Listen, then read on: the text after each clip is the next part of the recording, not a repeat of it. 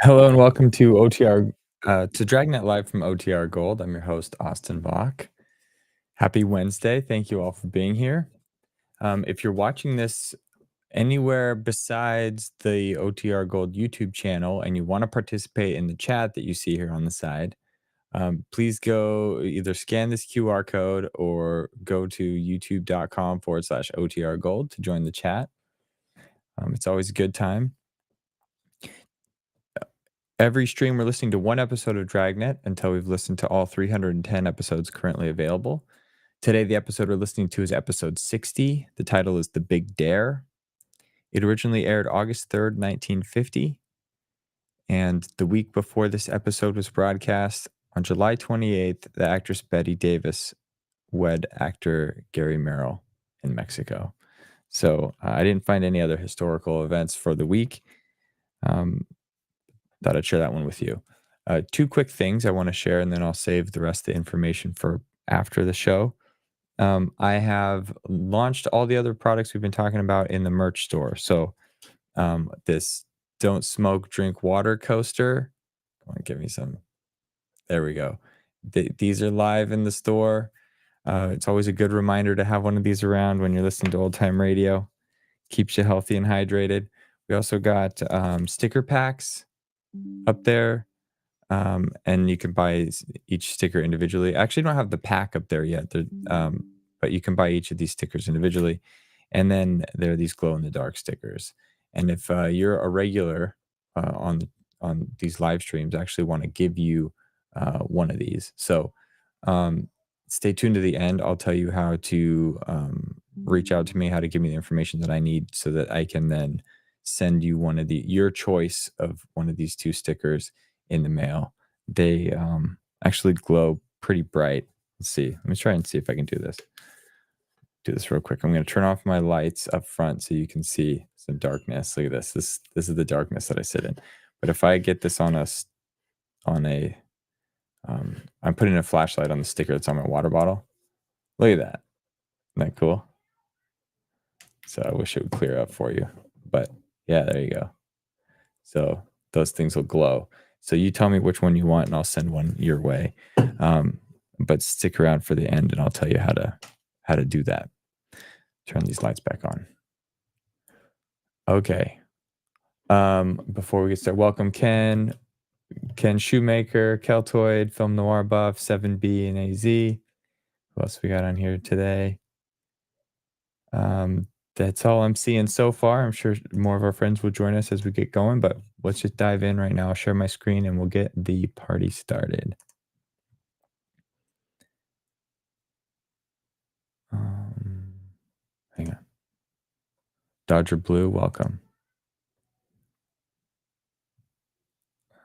Share.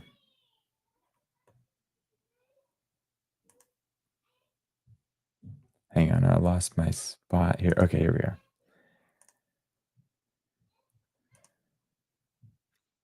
Dragnet from OTRGold.com. This episode will begin after a brief message from our sponsors.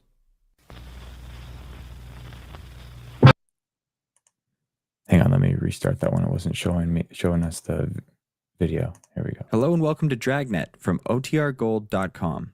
This episode will begin after a brief message from our sponsors.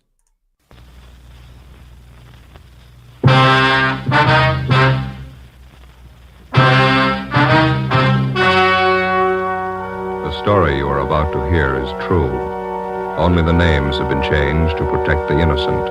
Fatima Cigarettes, best of all long cigarettes, brings you Dragnet.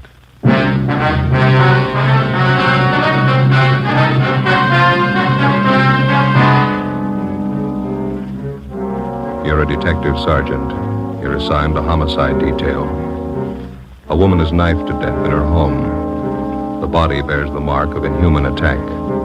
The killer escapes. Your job, get him. If you want a long cigarette, smoke the best of all long cigarettes. Smoke extra mild Fatima.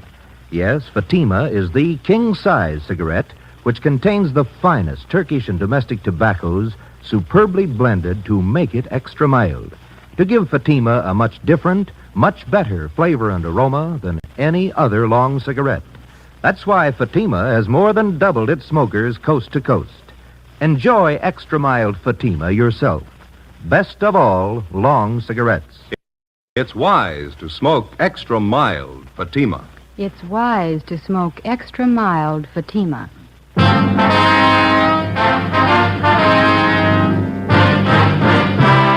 Dragnet, the documented drama of an actual crime. For the next 30 minutes, in cooperation with the Los Angeles Police Department, you will travel step by step on the side of the law through an actual case from official police files. From beginning to end, from crime to punishment, Dragnet is the story of your police force in action. It was Wednesday, September 29th. It was warm in Los Angeles. We were working the night watch out of homicide detail. My partner's Ben Romero. The boss is Captain Blaine Steed. My name's Friday. I was on the way back from the interrogation room. It was 11:23 p.m. when they got to room 42. Homicide. Hi, Lorraine. Hello, Joe. Like type this up for me? It's a dead body report. Yeah, okay. Thank you. Joe, How you doing?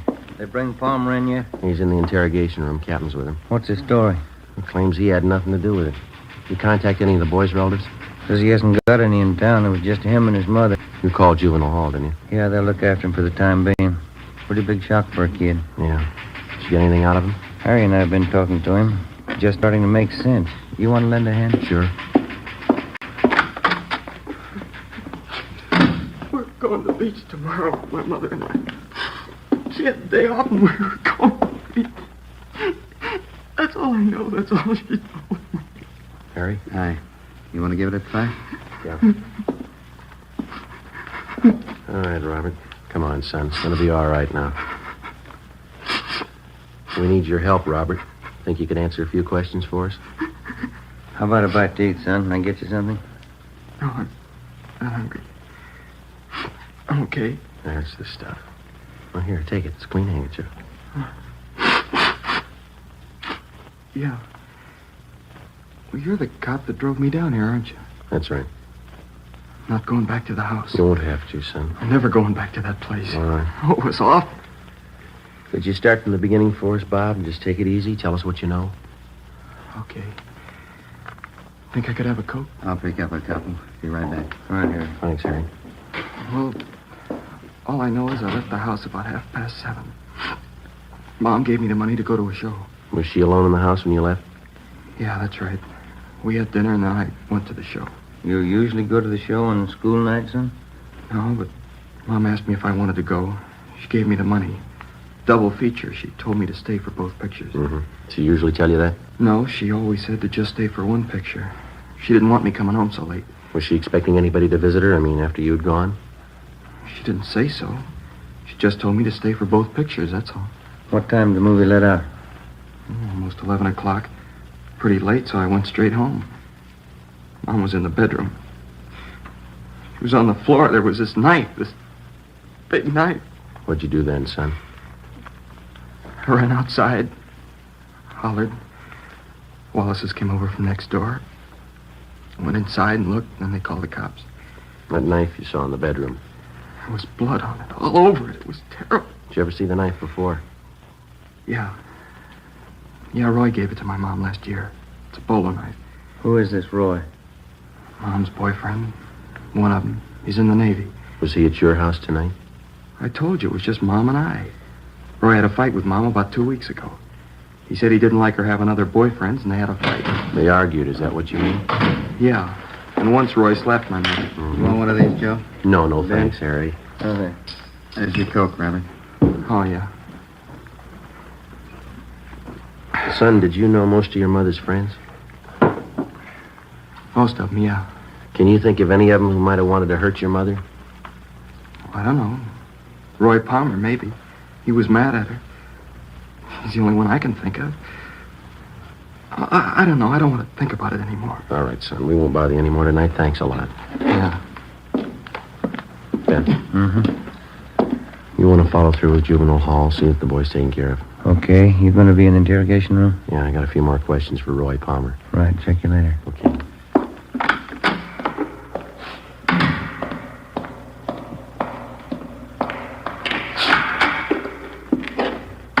Crime lab back yet, Friday? No, not yet, Captain. Just talked with the Reynolds boy. Yeah?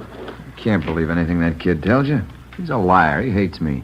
You give him reason to hate you, Palmer? The kid's a liar, that's all. You were his mother's boyfriend. He says 2 weeks ago you had a fight with her that you slapped her. All right, I slapped her. That don't make it murder. I wasn't near that house last night, and I didn't kill her. We found your knife in her bag. Huh? A bolo knife, bone handle. That's not mine. I gave it to her a year ago for a present. Didn't even know she still had it. Look, why do you have to pick on me? Because you had a motive and you haven't got an alibi. What about all those bums you used to run around with? Why don't you ask them for alibis? When we find them, we'll ask them. Do you know any of them, Palmer? The other men that she went out with? How'd I know? The only time she ran around was when I was on sea duty. And how'd you know she was running around? Friends of mine. I saw her out with these guys. I get it. Interrogation room, Friday. Lee Jones, Joe. Just got back from the Dixon house. Anything? Off to a fast start. Leighton Prince checked the murder weapon, that knife. Dusted the handle. Yeah? Fingerprints, perfect set.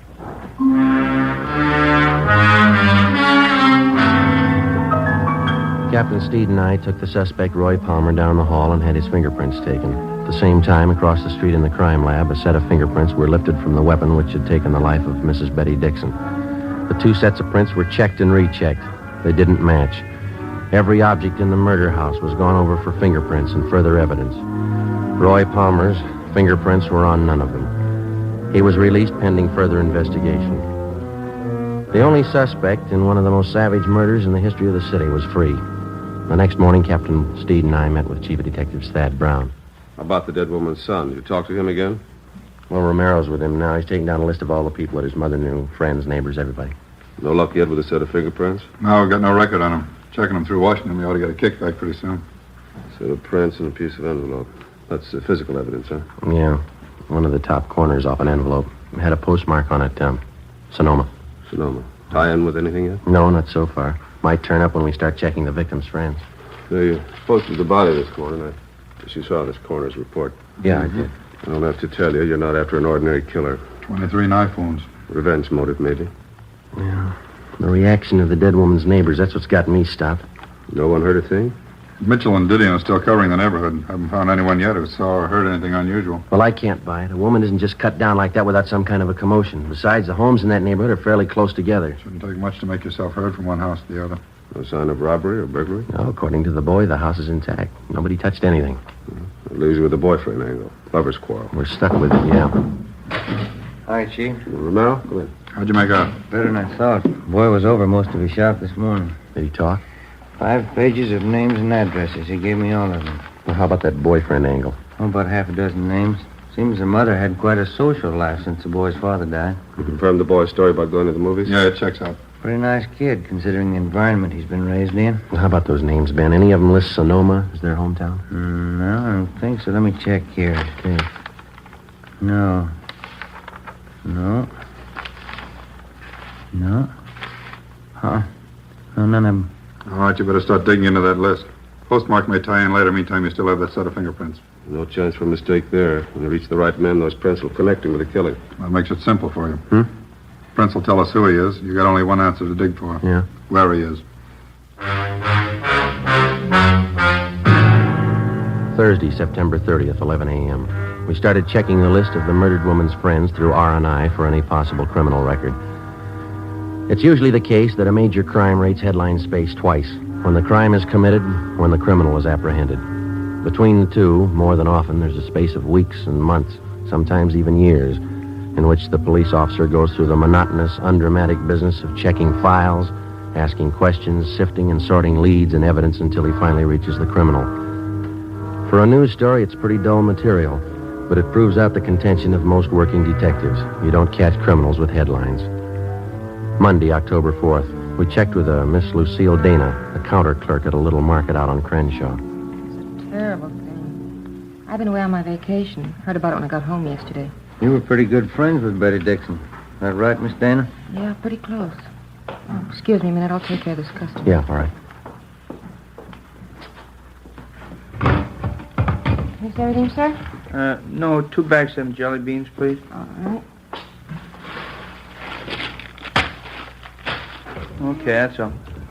Oh, that's 19. 87. 9. 87. This is not marked. Just a minute. Tommy? Yeah, Number 2 corned beef. How much? just a minute. 67. Thanks.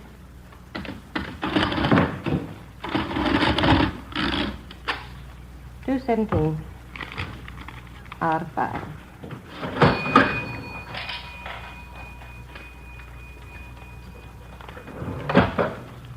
$2.17, $2.20, $25, $50, $3, $4, $5. Mm-hmm.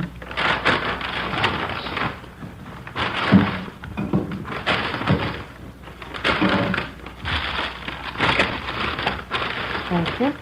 Okay. I just can't get over it, Sergeant. Poor Betty. We understand that you used to go out with the Dixon woman, Miss Dana. Do you know most of her close friends? Well, most of her men friends. We used to double date a lot together. Mm-hmm. I wonder if you'd take a look at this list of names that we have here. All right. Let's see. Mm-hmm. Now, does that about cover all her boyfriends, all that you knew of anyway? Yeah, I think so. Let's see. Tony Morse, Galbraith, Al O'Neill. You don't have Floyd down here. Who was that? Floyd who? I never did know what his last name was. He used to take both of us out, Betty and I. Seemed to like her quite a bit. When's the last time she was out with him, do you know? Oh, 5 or 6 months ago at least. Kind of strange. How do you mean? Floyd. Jealous, you know. Hot temper. Said he was Spanish, but he had a light complexion. Oh, excuse me, please. Sure. Yes, sir? A pack of that mint gum and some lighter flints, please. Yes, sir.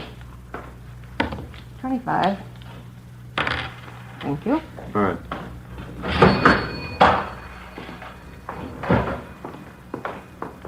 Could you describe this Floyd for us, Miss Dana? Well, he was kind of fresh and conceited in some ways. He was attractive. A lot of fun. How about his physical appearance, his weight and height? About 6 feet, I'd say. Nice build. 180 pounds, I guess. Mm-hmm. Dark hair, dark brown eyes. Good dancer. How'd he and Miss Dixon get along? Oh, I don't think he did it. Floyd and Betty used to fight all the time, but she used to fight with Roy Palmer, too. I don't think Floyd did it.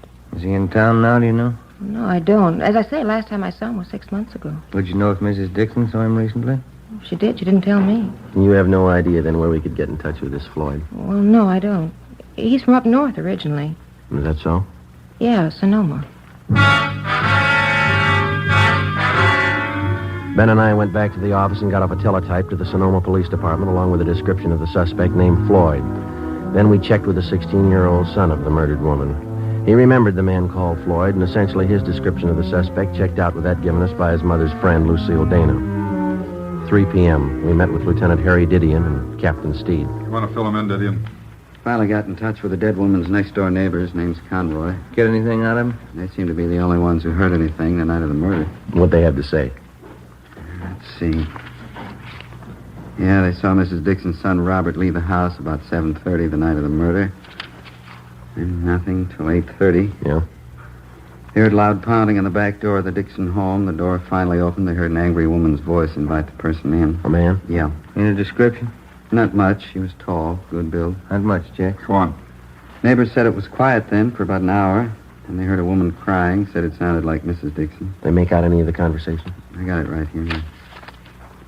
About 9:30, they heard Mrs. Dixon, a lot of loud talking. She said, "Why don't you kill me then, Floyd? Put me out of my misery." Mm-hmm. Anything else? They said it was quiet between 9:30 and 10. And they heard something that sounded like the thud of a body falling on the floor, a piece of furniture overturned. No screams for help. Funny, but the neighbors say no. The only other thing they heard was Mrs. Dixon. Here's a quote. She said, "Do a good job, finish me off." None of the neighbors thought of calling the police. Well, they told me they didn't want to get mixed up in a family fight. None of their business. She had quite a few men visitors. That's all of it, huh? No, one more thing. I guess this is what made the neighbors think everything was all right. About 10:15, they heard a man's voice, couldn't make out any words. Then they heard Mrs. Dixon say, "Please kiss me goodbye." Mm-hmm. A few minutes after that, they heard someone leave by the back door. They see him? Not very good. I think it was the same man they saw go in. Pretty tall, good build. That's it. Where does it leave us? Pretty weird. I'll buy that. Oh, I don't know. She was supposed to be a sane woman. She'd have to be pretty drunk to ask a man to kill her. The man would have to be pretty drunk to take her up on it. Why the killer used that bolo knife on the victim? That piece of envelope we found by the body. Yeah, it was postmarked Sonoma. There's a state mental hospital up there. Just a hunch. Maybe we're dealing with a maniac. 4 p.m. Monday. R&I could give us nothing because of the meager description. Ben and I checked out of the office and went over to the state building to the Department of State Institutions. First, we checked the name Floyd through the files, using it as a last name, then as a first name. We failed to connect. Either the names didn't fit the description of the suspect, or they were elderly men still confined to the institution at Sonoma. We checked through the files using Floyd as a middle name. We came up with 2 recent parolees from Sonoma. Both matched the description almost perfectly. Both had the middle name of Floyd. We checked out the first one, Charles Floyd Johansson. We found out that he'd been returned to Sonoma almost a month before. The second parolee still had his freedom. We took a set of his fingerprints back to the office and had them checked out with the set of prints found on the murder weapon. How's it shape up, Joey? Richard Floyd Coleman. That the right name? Yeah, any make? He's your killer.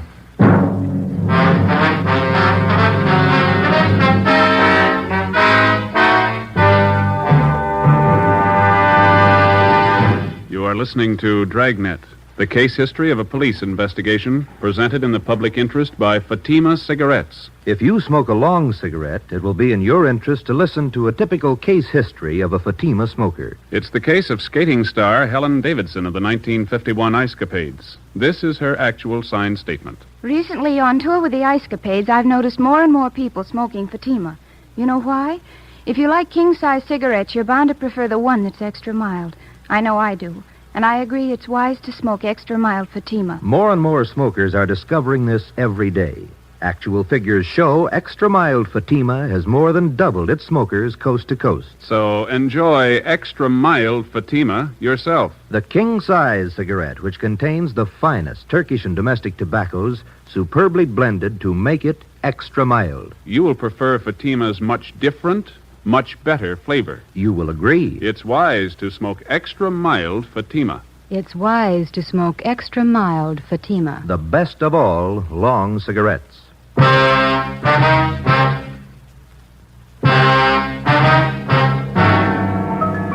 Monday, October 4th, 7 p.m. We got on an APB and a radiogram on Richard Floyd Coleman. We checked DMV for possible auto ownership. From his record, we found that he had been confined twice to the state mental hospital at Sonoma. The first time for a period of 2 years, the second time for 14 months. Hospital files showed us that on both occasions he had been committed by his older sister, Evelyn Coleman, his only living relative. Her address was listed as 5640 Upper Terrace, an apartment court in the East Wilshire district. We drove out to question her. In one of her apartment windows was a hand-lettered sign, seamstress, dresses made to order, Evelyn Marie Coleman. She turned out to be a tall, quiet girl in her 30s, gray eyes, brown hair. She worked on the sewing machine while we talked with her. I'm sorry to be so rude, Sergeant, but I have to have this blouse ready by 2 this afternoon. Miss Tyler's coming to call for it. That's perfectly all right, Miss Coleman. Exactly. What was it that you wanted to know? It's about your brother, Richard. Oh, anything wrong? No, we're just checking, that's all. We'd like to talk to him. Oh, what about? Routine check. We understand he spent some time up at Sonoma. Yes, he did. Richard's had a hard time of it. Doctors don't seem to know the trouble. Poor Richard, he's so mixed up. You're his only living relative? Yes, I am. Folks died when we were both young. Practically raised Richard myself. Have you seen your brother lately, Miss Coleman? No, not lately. Why? You any idea where we might contact him? Well, no, I don't. You see, he travels around the state a good deal. Oh, is he working? No. Oh, but he writes from time to time. Oh, what was it you wanted to see him about, Sergeant? With just routine questioning. We'd like to talk to him. Oh. Where was he when you last heard from him, Miss Coleman?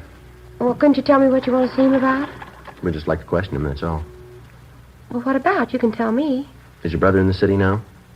Oh, I don't know. I just got back.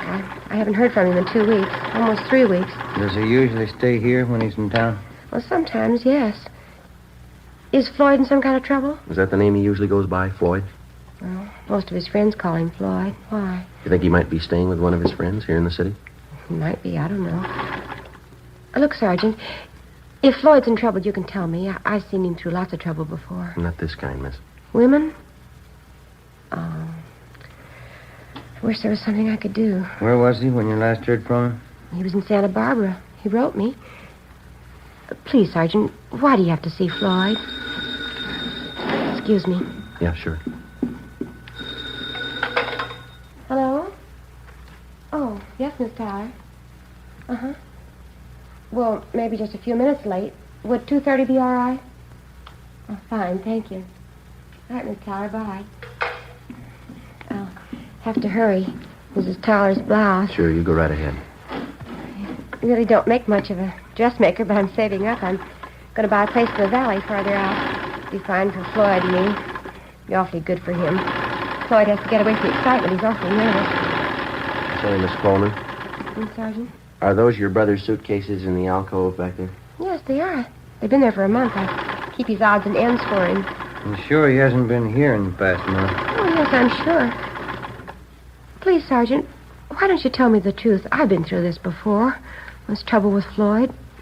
What is it this time? It's pretty bad. Well, what is it? We want to ask him about a murder. Oh, no, he wouldn't do that. You sure it was Floyd? We'd like to talk to him.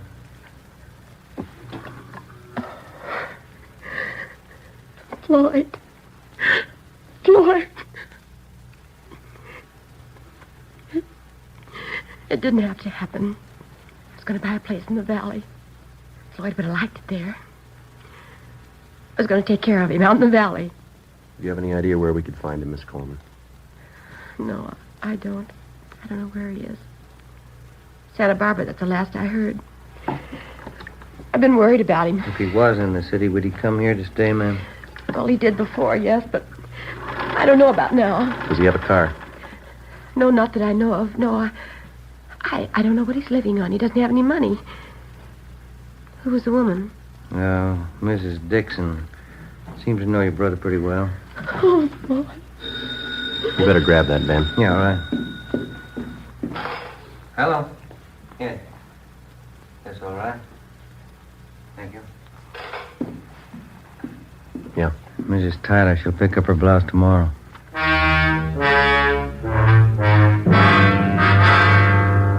Ben and I left Evelyn Coleman's place and went back to the office. A stakeout was placed on her apartment. 2 days went by. Nothing happened. Despite the fact that the suspect's sister had promised to cooperate fully with us in locating her brother, a team of men was assigned to follow her wherever she went as insurance against any possible slip-up. As far as we were concerned, no precaution was out of reason. A maniac was on the loose in the city, the same maniac who had murdered the Dixon woman. He'd done it once, and if the urge was there, he'd do it again. We sweated out the next 3 days.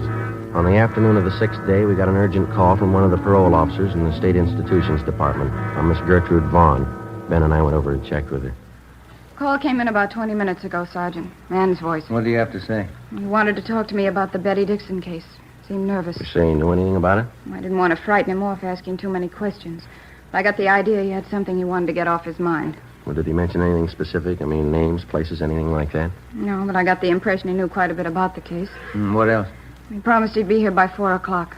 Said he'd be ready to talk. Mm-hmm. Well, it's 2:45 now. All right, Ben. Okay. Pull up a chair. We waited. 3:15, 3:30, 3:45. No sign of the anonymous caller.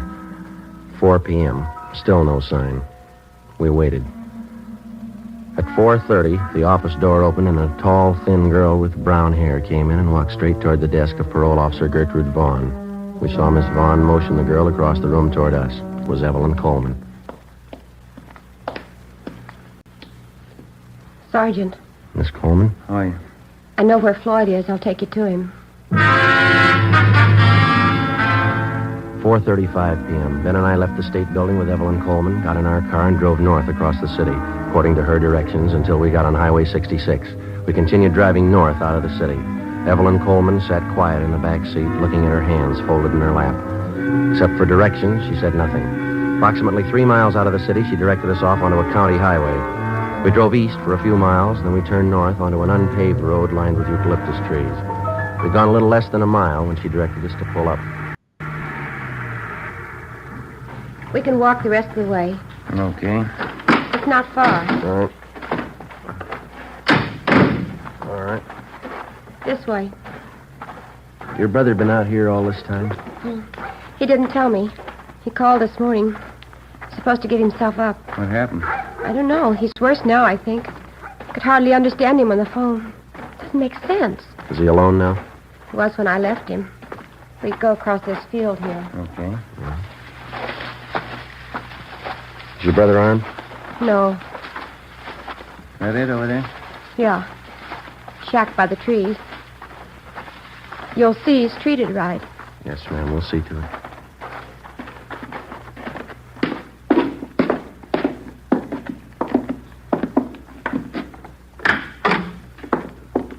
Evelyn? Evie? I brought them in, Floyd. They'll take you back. I'm Richard Floyd Coleman. I want to tell you I killed Betty Dixon. All right, Ben. I wanted to marry her. She didn't want it. She dared me to kill her. I grabbed the knife. We can talk about it later, huh? She was lying on the floor. She said, "Kiss me goodbye." I held on to her. She seemed to go to sleep. We have to go, Floyd. You tell him, Evie, I loved her. You tell him that. Yeah, I will. She dared me to kill her. She said I didn't have the nerve. She asked me to. Yeah, all right. Come on. Try to tell him that at the hospital. Yeah. I'm not crazy.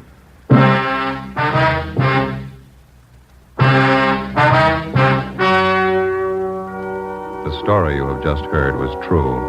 Only the names were changed to protect the innocent. On December 4th, trial was held in Superior Court, Department 86, City and County of Los Angeles, State of California.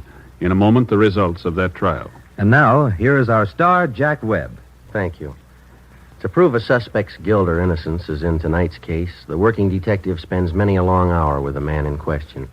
In the interrogation room, the crime lab, with his friends, his enemies, gets to know his man well. And so with a cigarette. If you're a long cigarette smoker like I am, get to know Fatima. Live with it a while. Pack after pack, they're extra mild. Get to know the best of all long cigarettes. Smoke Fatima.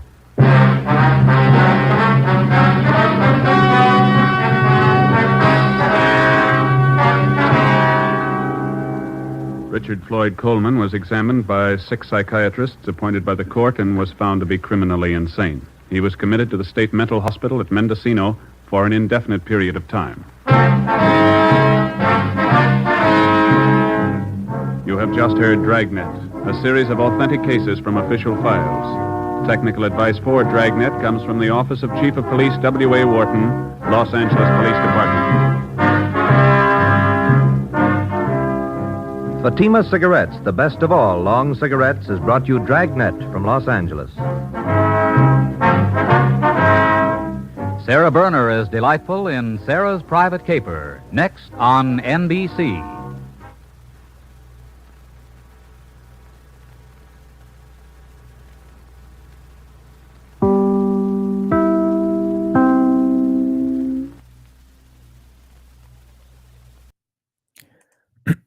All right. Well, I think the chime guy there at the end must have been on break or sleeping or something. There was a super long gap. I was wondering if we were going to get that this time.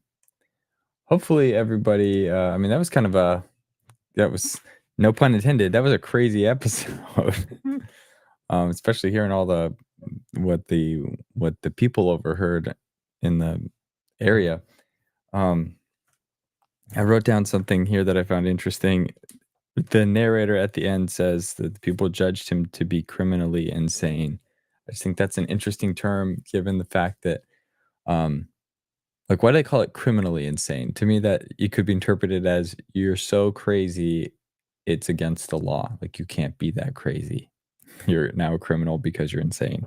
Instead of something like certifiably insane or whatever. I just think if anybody knows why it's called criminally insane, please let me know. If not, I'll just have to resort to asking ChatGPT or something like that to tell me. Oh, here Sam has a good unfit to plead, probably the equivalent now. Yeah, like I don't think we use that same terminology because what does it mean, criminally insane? Okay, sweet. And then the other thing, I have two things I was going to show you. So the other thing I forgot to mention at the top, I'm wearing the other thing that you can get in the store. This is the gold sweatshirt with the vintage radio logo on it. Also right now, through the end of August, if you use code Friday at checkout, you can get 10% off. So if you're interested in that, you want to get something warm for the upcoming winter months or the fall and into the winter, now's a good time to get something. Okay, so now to the main thing I think people are probably here for. How do you get your stickers? So we've grown, to almost 5,000 subscribers in like 4 months, which is great. I'm very grateful for that growth, and also grateful to each of you that are joining these things regularly, helping build the community, being here in the chat. It's always a good time. So as a way to say thank you, I want to give you one of these. And now these are in the store. I easily send you like a coupon code to get it for free, and then just check out. It'll capture your email address, and then or not your email. It'll get me your email, but also your mailing address, which is what I need to send you one of these. So here's how we're going to do this. If you have previously joined a stream and made a comment on a stream, you get one of these things. So, but what I need you to do is to send me the link to the stream that you commented on. And if you commented on multiple, you just send me one of them. I don't need more than that. Send an email. I'm trying to find where I put it right here. Okay. Send an email to contact@otrgold.com with a link to a past live stream and a timestamp showing me where you made a comment. And once I see those two things, I will reply to that email with a one-time use unique coupon code for you. And then you can go to shop.otrgold.com, add whichever of these glow-in-the-dark stickers you want, add it to the cart, use your coupon code, and it'll be free plus free shipping. So shouldn't be any cost to you, but that's how we're gonna have to run this. So please do that by the end of the month. By the end of August, I'll remind people on the next couple live streams to do it. And then hopefully you get this in the mail. You can put it in I put mine on my water bottle right here. You can put it somewhere else. But yeah, get one of these for free. And thank you for your support of the channel and for helping us grow. Cool. So I don't have anything else today. Just want to say we'll be back on Friday for another episode of Dragnet, and I hope to see you all there. Have a great Wednesday, and I'll see you then. Bye.